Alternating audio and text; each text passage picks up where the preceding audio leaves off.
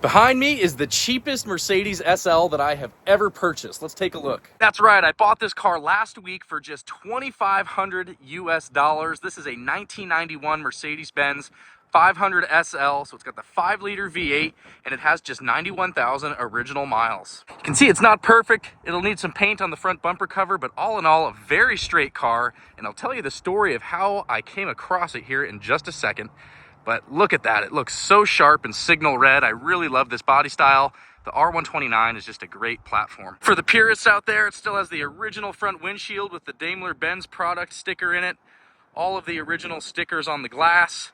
Factory hardtop in place. A very, very complete car. Inside, more of the same, very clean. The one unfortunate thing is that an aftermarket stereo was installed. I don't mind the head unit, but the door speakers, not my first choice. But really nice, no cracks in the dash. The seats work. Got a little loose seam right here that I'm gonna have repaired.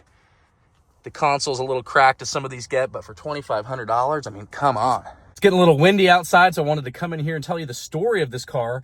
I found it on Facebook just a few weeks ago, and it popped up for $7,500. And I thought, that's a pretty nice car. Now, admittedly, at $7,500, I wasn't very excited about the car because the market on these isn't really that strong. I mean, you can find these cars everywhere in varying different conditions and price ranges. So I wasn't jumping out of my seat to go buy it for $7,500. I did send a message after about a week when the price was dropped down to $65,000. Discussed a little bit about the car. So after the car was on for 3 weeks, I had basically forgotten about it, and I get a notification on my phone through Facebook Messenger, so-and-so dropped the price to $4,300. And I thought, damn, that's getting pretty cheap. So I sent him a message and I said, hey, I'd be happy to come get the car for $3,500. And he goes, hey, you can come have it for $3,800. And I said, 35 is all I'm willing to spend. And he ends up saying, well, did you read the new ad? And I said, no, I didn't. So let me check the ad out. I'll put the ad up here.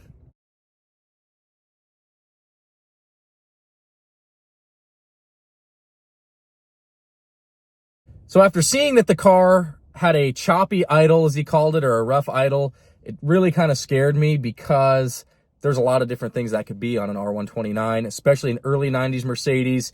You've got the biodegradable wiring harnesses. You have, you can have coil issues. I mean, God forbid you had a head gasket issue. There's so many things that can cause a misfire that I was really not excited about taking a risk on the car. And I told him, I said, look, I apologize, but I'm really not interested. I should have read the updated ad. I didn't realize that information had changed.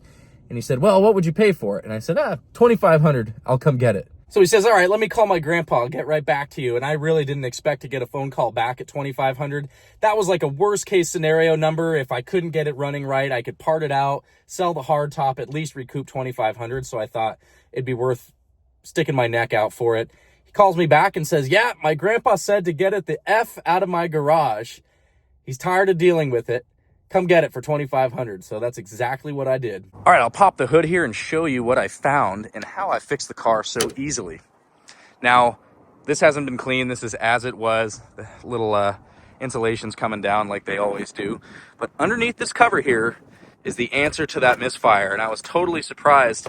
If you see this little vacuum hose here with that zip tie on it, that was my repair for this. So I'm going to show you how this car ran. Basically, the car had a choppy or rough idle because this hose was off of this nipple on the intake manifold.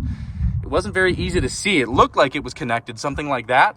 But I'll go start the car and show you how this thing was running. So right off the bat, you can feel it, and it shakes the whole car. I mean, this was way worse of a miss than I thought, could be possible for a vacuum leak. But the car just shakes violently, and you can see the engine. I mean, these Mercedes engines are known for being really smooth. This thing is just rocking back and forth in the car, almost like a big camshaft in an American V8. And it just didn't really run well down at idle speed.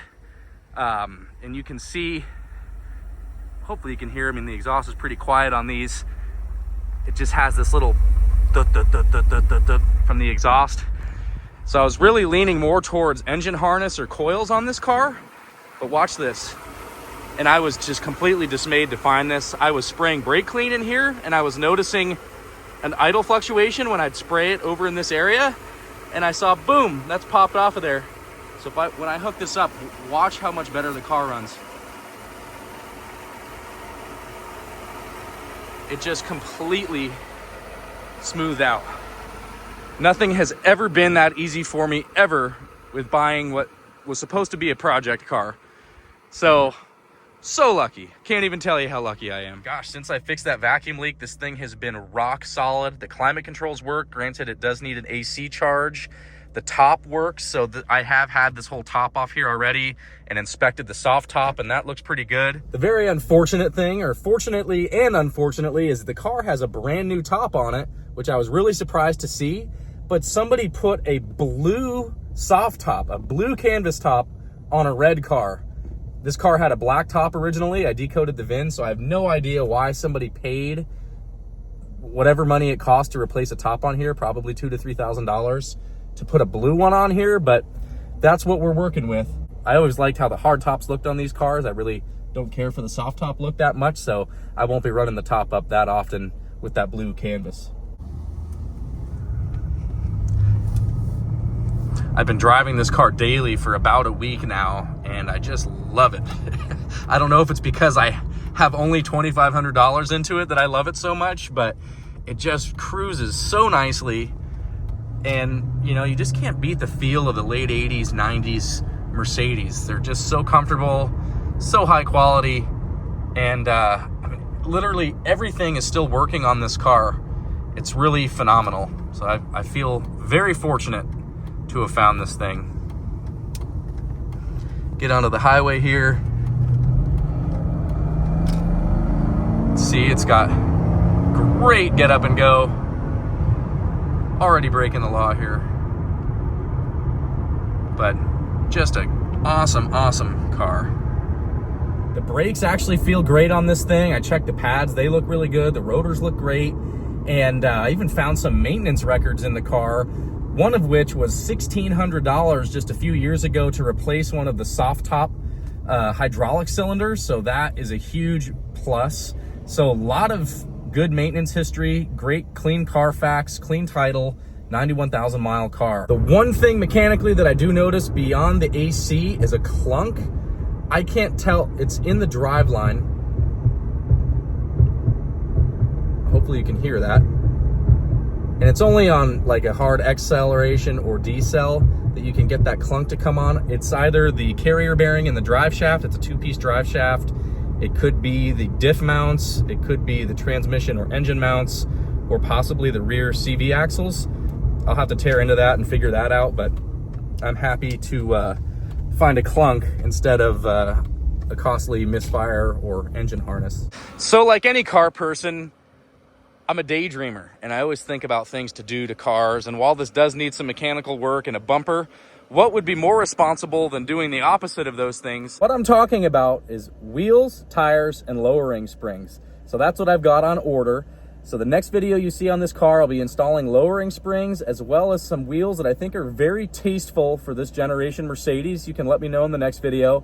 And then later in the series of this car, I guess we'll call it, I'll get around to doing the bumper and fixing some other little odds and ends. But I plan to keep this car around at least for a little while and just tinker with it and enjoy it because it's just such a low cost, low budget car. And I've always liked them. So I've had a few of them over the years, but could never really justify keeping any of the previous ones. So to have one for just $2,500, I feel like not too bad about keeping it around. All right, well, that's going to do it for today's video. I hope that you enjoyed it. And if you like these cars, follow along because it's going to have a nice little transformation.